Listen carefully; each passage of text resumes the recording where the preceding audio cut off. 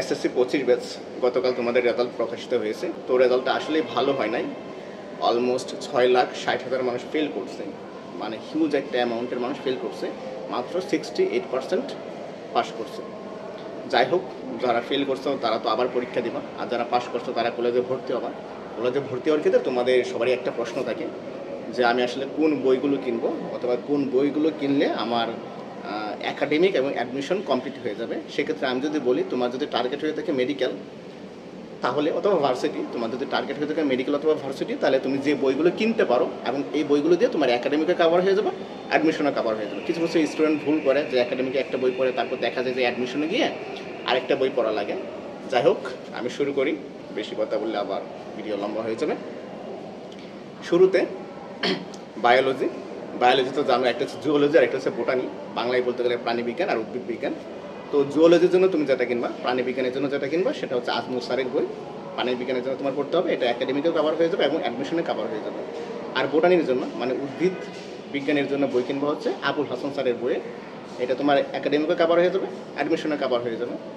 তারপর হচ্ছে তোমার কেমিস্ট্রির ক্ষেত্রে একাডেমিক এবং অ্যাডমিশন কভার করার জন্য তোমার কিনতে হবে হাজারি এবং নাগ স্যারের বই কিনতে হবে। হাজারি এবং নাগ, অনেকে গোয়া স্যারের বই কিনে দেখেন, বাট এটা অনেক বিশাল বড় একটা বই, এটা তোমার দরকার নাই। তোমার যদি টার্গেট হয়ে থাকে মেডিকেল, ভার্সিটি অথবা একাডেমিক, তোমার যদি টার্গেট থাকে বুয়েট, তাহলে তুমি কিনতে পারো, একাধিক রাইটারের বই কিনতে পারো। বাট আমি যেগুলো বলতেছি এগুলো হচ্ছে প্রাইমারি রাইটারের বই, মানে এই এক সেট বই পড়লে তোমার একাডেমিক, অ্যাডমিশন বলতে মেডিকেল, ভার্সিটি কমপ্লিট হয়ে যাবে, ঠিক আছে? তো কেমিস্ট্রির ক্ষেত্রে বললাম যে হাজারি এবং নাগ স্যারের বই কিনবা। আর ফিজিক্সের ক্ষেত্রে কিনবা হচ্ছে আমির হোসেন স্যারের বই। ওইখানে একাধিক রাইটার থাকে আর কি, ওইখানে অনেকে ইসাক স্যারের বই বলে, যেহেতু রাইটার একাধিক রাইটার আছে, ওইখানে ইসাক স্যারও আছে, আমির হোসেন স্যারও আছে, তো যেটাই বলো ইসাক বা আমির হোসেন স্যারের বই কিনবা। এটা হচ্ছে তোমার ফিজিক্সের জন্য both first paper and second paper. তার মানে আমি যে রাইটারের বইগুলো বলছি, তোমার সায়েন্সের যে সাবজেক্টগুলো আছে এগুলো কিনলে তোমার মোটামুটি তোমার একাডেমিক এবং অ্যাডমিশন, স্পেশালি মেডিকেল এবং ভার্সিটি কভার হয়ে যাবে। এক্সট্রা রাইটার আপাতত পড়ার দরকার নেই।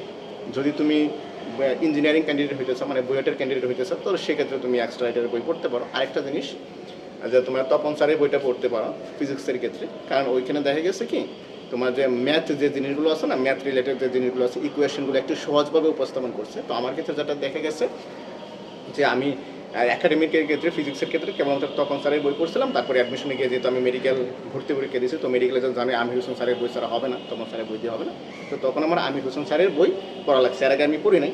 বাট তুমি যদি তপন স্যারের বই না পড়ে কেবলমাত্র আমির হোসেন স্যারের বই পড়ো, তাও কিন্তু তোমার মোটামুটি হয়ে যাবে, কারণ মোটামুটি সেম জিনিসই আছে।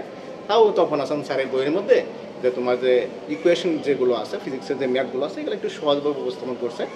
তো ওইগুলোর জন্য তুমি তখন হাসান স্যারের বইটা পড়তে পারো। তো এগুলো হচ্ছে তোমার প্রাইমারি লেভেলের বই।